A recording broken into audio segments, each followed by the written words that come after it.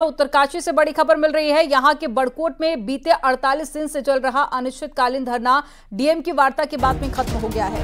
DM ने CM Dhami द्वारा बड़कोट में पंपिंग पेयजल योजना की मंजूरी को लेकर आश्वासन दिया था और साथ ही आंदोलनकारियों को बताया कि पानी को लेकर शासन प्रशासन के स्तर पर क्या क्या कार्रवाई चल रही है। सीएम धामी के आश्वासन और डीएम से हुई बात से संतुष्ट होकर पेयजल संघर्ष समिति ने आंदोलन खत्म करने की घोषणा की है। साथ ही एसडीएम मुकेश चंद्र रमोला ने धरना स्थल पर जाकर 8 दिन से भूख हड़ताल पर बैठे प्रवीण सिंह रावत को जूस पिलाकर अनशन खत्म कराया।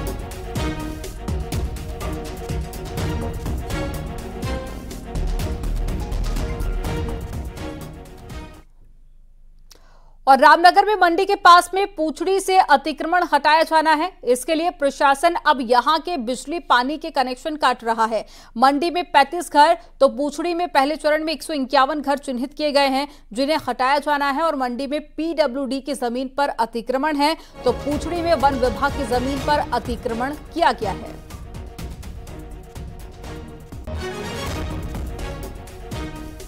51 परिवारों को जो वन भूमि में अवैध अतिक्रमण करके बैठे हुए थे, जिन्होंने अतिक्रमण किया गया उनको नोटिस दिए गए थे। उसमें बेदखली के आदेश वन विभाग द्वारा पारित किए जा चुके हैं। उन सभी का चिन्हित किया जा रहा है, पूरे एरिया का सीमांकन किया जा रहा है। उसके बाद बिजली और पानी के कनेक्शन काटने की कार्रवाई प्रारंभ कर दी गई है। और टिहरी के घनसाली में आतंक का सबब बने आदमखोर गुलदार को मारने के आदेश जारी किए गए। डीएफओ के मुताबिक पहले गुलदार को पकड़ने की कोशिश की जाएगी और अगर वो पकड़ में नहीं आता है तो गुलदार को मारने के आदेश हुए हैं। आपको बता दें कि 22 जुलाई को घनसाली के भोड़ गांव में गुलदार ने 9 साल की बच्ची को अपना शिकार बनाया था, जिसके बाद से क्षेत्र में दहशत का माहौल है और गुलदार को मारने की मांग कर रहे थे लोग। क्षेत्र में बढ़ते गुलदार की दहशत के चलते पिंजरे और कैमरे भी लगाए गए हैं ताकि निगरानी की जा सके।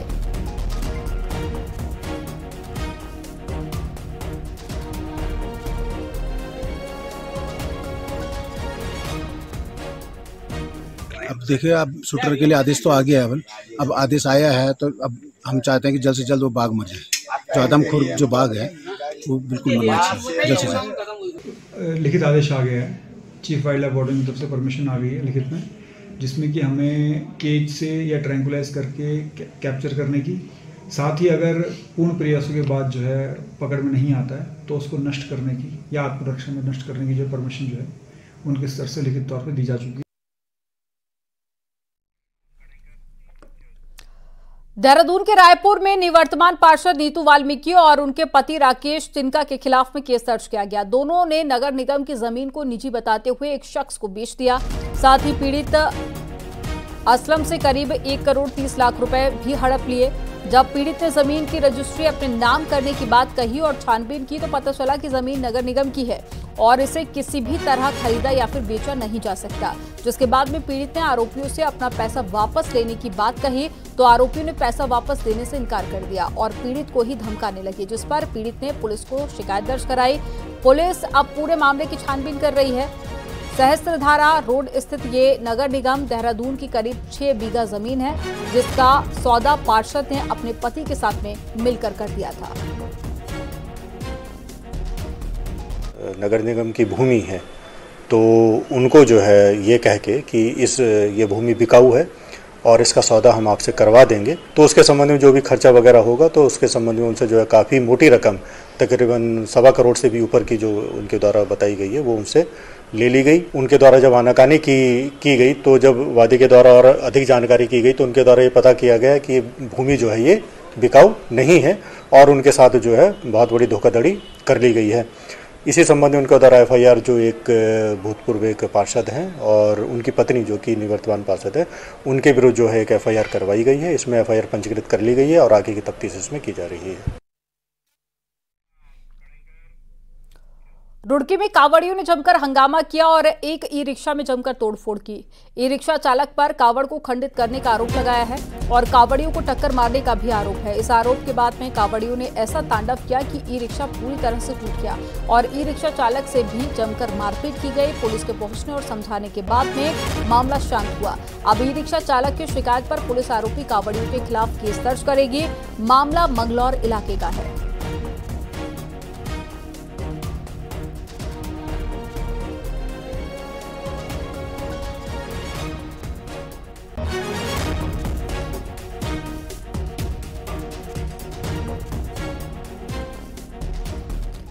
हरिद्वार में हर की पैड़ी के पास में कांगड़ा घाट पर नहाते वक्त 6 कांवड़िए डूबने लगे, जिसके बाद में एसडीआरएफ और पुलिस के जवानों ने रेस्क्यू किया।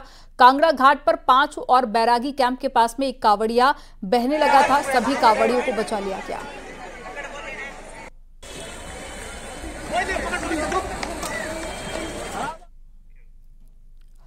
पिथौरागढ़ में कनार नाम का एक ऐसा गांव है जहां तक पहुंचने के लिए आज भी 18 किलोमीटर का पैदल सफर तय करना होता है। रोड की मांग करते करते यहां के ग्रामीण अब तेज आंदोलन करने जा रहे हैं। रिपोर्ट आपको दिखाते हैं।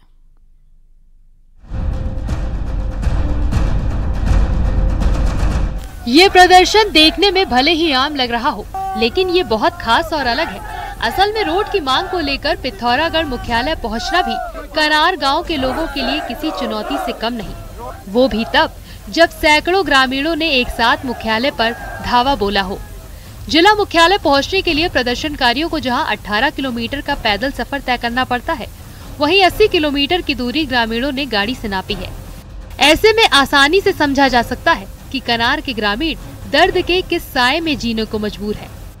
हमारे ग्रामीणों द्वारा जो है सड़क की मांग समय समय पर उठाई जा रही है, लेकिन आज तक अभी तक जो है सड़क के लिए कोई भी कार्रवाई न होना बड़ा दुर्भाग्यपूर्ण है हमारे क्षेत्र की जनता के लिए।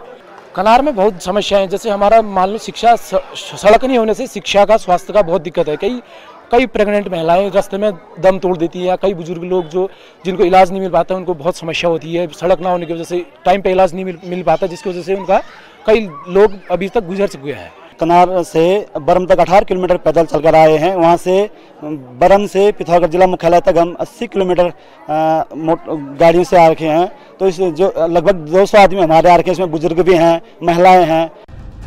रोड नहीं होने से नाराज कनार के ग्रामीण बीते 4 विधानसभा और 2 लोकसभा चुनाव का बहिष्कार कर चुके हैं। दशकों से रोड के लिए लड़ रही कनार की कई पीढ़ियां बिना इलाज के ही इस दुनिया को अलविदा कह चुकी हैं। यही नहीं, दर्जनों प्रेग्नेंट महिलाओं ने भी रास्ते में ही दम तोड़ दिया। असल में कनार के लिए अस्कोट सेंचुरी एक अभिशाप बनी है। सेंचुरी एरिया होने के कारण इस इलाके को रोड से जोड़ पाना कठिन हो रहा है। लेकिन अब प्रशासन ने 31 हेक्टेयर वन भूमि ट्रांसफर के लिए कनाली छीना में तलाश ली है। बहुत जल्दी जो है लोक निर्माण विभाग उसको जो है अपलोड करेगी अपनी उसमें, और मुझे उम्मीद है कि आने वाले 2025 तक कनार के लिए सड़क का कार्य शुरू हो जाएगा। सीएलएन की प्रॉब्लम आ रही थी, क्योंकि लगभग 30 हेक्टेयर सीएलएन की उनकी आवश्यकता थी, तो वो हम लोगों ने उसको आइडेंटिफाई करके जो विभागीय एजेंसी है उसको उपलब्ध करा दी है। वो जल्द ही उसका प्रपोजल ऑनलाइन कर देंगे और फिर जो भूमि हस्तांतरण की प्रक्रिया चालू हो जाएगी। गांव में रोड नहीं होने से जहां हेल्थ सिस्टम पटरी से उतरा है, वहीं शिक्षा के लिए भी बच्चों को खासी दिक्कतें उठानी पड़ती है।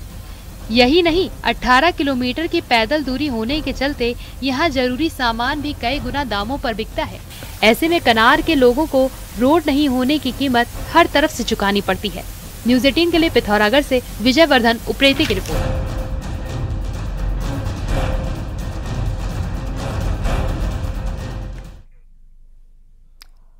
इस महीने दिल्ली में नीति आयोग की बैठक होने जा रही है। सीएम धामी ने बताया कि उत्तराखंड में 4 धाम यात्रा, कांवड़ यात्रा और साथ ही टूरिस्ट के रूप में जितने लोग आते हैं, ऐसे लोगों की संख्या उत्तराखंड की कुल जनसंख्या के 8 गुना होती है। लिहाजा राज्य सरकार के बजट का एक बड़ा हिस्सा इनके लिए व्यवस्था बनाने में लग जाता है। सीएम धामी ने कहा कि मीटिंग में इस बात को रखा जाएगा और इसीलिए राज्य को उसी लिहाज से फंड मिलना चाहिए।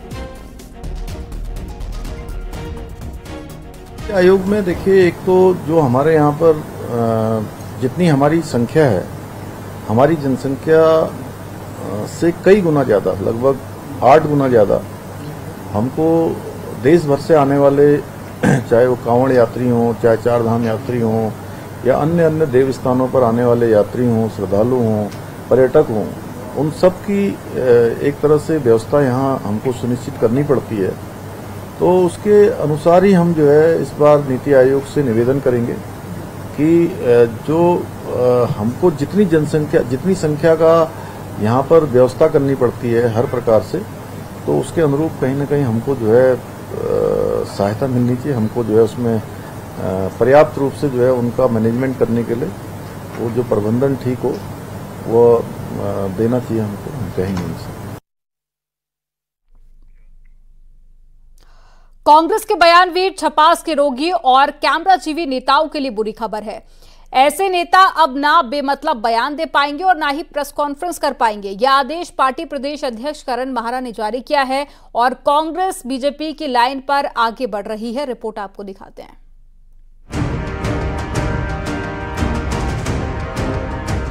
बयान भी छपास के रोगी, कैमरा जीवी। उत्तराखंड कांग्रेस में ऐसे नेताओं के मुंह पर अब ताला लगेगा जो बयानवीर हैं, छपास के रोगी हैं और कैमरा देखते ही जो एक्टिव हो जाते हैं। ऐसा करने वाले नेता और प्रवक्ता अब कुछ नहीं बोल पाएंगे। कांग्रेस पार्टी को लगता है कि इन बयानवीरों, छपास के रोगियों और कैमरा जीवियों से पार्टी का काम खराब होता है। इसीलिए मंगलवार को पार्टी अध्यक्ष करण माहरा ने एक विशेष आदेश निकाला है। इस आदेश में साफ साफ लिखा है कि कोई भी प्रेस कॉन्फ्रेंस और बयान देने से पहले अध्यक्ष को जरूर बताया जाए। बिना इजाजत कोई कुछ नहीं कहेगा। लेटर में साफ लिखा है कि आप सबसे अपेक्षा की जाती है कि भविष्य में पत्रकार वार्ता और संवेदनशील मुद्दों पर बाइट देने से पहले प्रदेश अध्यक्ष कमेटी की अनुमति प्राप्त करें। अब तक ये तरीका और अनुशासन बीजेपी में दिखता था और अब कांग्रेस भी बीजेपी को कॉपी कर रही है। 1-2 महीने से कोई प्रेस कॉन्फ्रेंस हो रही है। एज ए पीसीसी प्रेसिडेंट मुझे किसी के बारे में इन्फॉर्मेशन नहीं आ रही है, तो आज मैंने एक नोटिस सर्व किया है कि कोई भी पीसी करें अगर पीसीसी में तो प्रदेश कार्यालय को उसकी जानकारी, प्रॉपर जानकारी होनी चाहिए। और मेरी जानकारी में विषय और कब वो प्रेस हो रही होनी चाहिए। मुख्यालय में मैं होता हूं और मुझे प्रेस की जानकारी नहीं होती, ये आश्चर्यजनक है। और मैंने आज एक पत्र लिखा है कि मीडिया विभाग कोई भी अगर प्रेस करता है तो सब्जेक्ट के साथ मेरे को सूचित करें और मेरी जानकारी में। कांग्रेस में बड़े नेता हो या प्रवक्ता, आपसी खींचतान में एक दूसरे के खिलाफ बयान देने में देर नहीं करते। ज्यादा दिन नहीं बीते जब त्रिवेंद्र रावत की आम पार्टी को लेकर हरीश रावत, रणजीत रावत और हरक सिंह रावत भिड़ गए। इसी तरह केदारनाथ सोना चोरी पर प्रवक्ता बातें करते रहे, कोई बीजेपी को टारगेट करता रहा, किसी ने सरकार को घेरा तो कोई शंकराचार्य में ही उलझा रहा। इसी तरह कांवड़ यात्रा में पहचान बताने वाले फैसले पर भी नेता प्रवक्ता अलग अलग लाइन पर बात कर रहे थे, क्योंकि मामला हिंदू मुस्लिम से जुड़ा था। क्रेडिट की होड़ में कई बार नेता और प्रवक्ता ऐसे मुद्दों पर बयान देते हैं कि पार्टी के लिए बचाव करना मुश्किल हो जाता है। अक्सर अलग अलग मुद्दों को लेकर मीडिया से बात करने वाले कांग्रेस नेता सूर्यकांत धस्माना ने इसे सही कदम बताया है। प्रदेश अध्यक्ष ऐसा प्रयास कर रहे हैं तो निश्चित तौर पे उनको प्रयास करना चाहिए और पार्टी के अंदर एक अनुशासन होना चाहिए। प्रेस कॉन्फ्रेंस में जो लोग पार्टी के प्लेटफॉर्म से बात करते हैं वो पार्टी की बात मानी जाती है और जो मैसेज जनता में जाता है वो पार्टी का जाता है। और अगर पार्टी से इधर हट करके आप कोई बात पार्टी के प्लेटफॉर्म से करेंगे तो मैं समझता हूँ जिम्मेदारी तो अध्यक्ष की होती है। उपचुनाव में जीत के बाद कांग्रेस प्रदेश अध्यक्ष करण माहरा का कॉन्फिडेंस बढ़ा हुआ है और पार्टी का हाल सुधारने के लिए फैसले ले रहे हैं। और ये ताजा आदेश बयानवीरों, छपास के रोगियों और कैमरा जीवियों के लिए जोर के झटके से कम नहीं। दीपांकर भट्ट, न्यूज़ 18, देहरादून।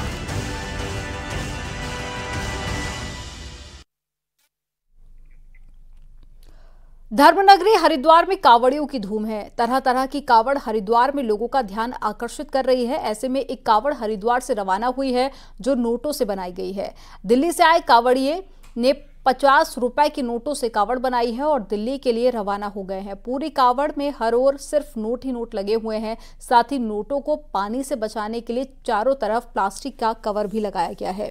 इस कावड़ में कुल 55,000 रुपए के नोट लगे हैं। बोले इससे पहले 20 के नोट की कावड़ लाए थे, अब 50 के नोट की कावड़ लाए तो जोड़ा हो जाएगा। अच्छा, और अगली बार बाबा माली के 100 के नोट की तैयारी करेंगे। अच्छा। बोले 55,000 रुपए कैश लगे कावड़ से अलग। और अब आपको दिखाते हैं पहाड़ टॉप 10। कोटद्वार के हल्दुखाता इलाके में 57 साल की महिला आग की चपेट में आने से बुरी तरह से झुलस गई, जिसे बेस अस्पताल में भर्ती कराया गया। चमोली में एक बार फिर से बद्रीनाथ राष्ट्रीय राजमार्ग पर हेलंग में पहाड़ से लैंडस्लाइड हुआ है, जिसके बाद में कुछ देर तक हाईवे बाधित हो गया। पौड़ी में बारिश के बाद में कई जगह पर भूस्खलन हो रहा है, जिसके बाद में कई सारी सड़कें बंद हो गई हैं, जहां पर सड़क पर डेंजर जोन भी बन गया है ताकि कोई दिक्कत ना हो, जिसको लेकर प्रशासन ने इंतजाम किए। बद्रीनाथ नेशनल हाईवे पर गुलाब कोटी बाजार से आवाजाही खतरनाक बनी हुई है। पंगनू गांव से मलबा और बरसाती नाला पूरी तरह से उफान पर है। हरिद्वार के बहादुराबाद इलाके में कावड़ यात्रियों ने हुड़दंग किया। ट्रक से हल्की टक्कर लगने पर ट्रक ड्राइवर को पीट दिया और ट्रक में तोड़फोड़ भी की। विकासनगर में राज्य आपदा प्रबंधन की बैठक का आयोजन किया गया, जिसमें कई विभाग के अधिकारियों ने आपदा प्रबंधन को लेकर जानकारी दी। डेंगू नियंत्रण अभियान के लिए देहरादून प्रशासन ने कमर कस ली है। डीएमए स्वास्थ्य और नगर निगम के साथ में जिला स्तरीय अधिकारियों की तैनाती। विदेश में नौकरी दिलाने के नाम पर ठगी करने वाले आरोपी को अल्मोड़ा पुलिस ने चंडीगढ़ से गिरफ्तार कर लिया और उसे जेल भेज दिया। कोटद्वार के प्राइवेट मैटरनिटी क्लिनिक का स्वास्थ्य विभाग की टीम ने निरीक्षण किया और टीम ने बायोमेडिकल के रखरखाव को लेकर कमी पाई, जिसे जल्द सुधारने के निर्देश भी दिए।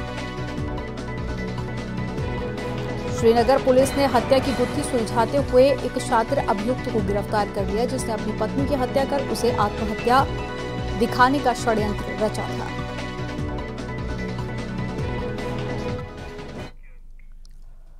यहाँ वक्त हो गया एक छोटे से ब्रेक का। आप देखते रहिए न्यूज़ 18।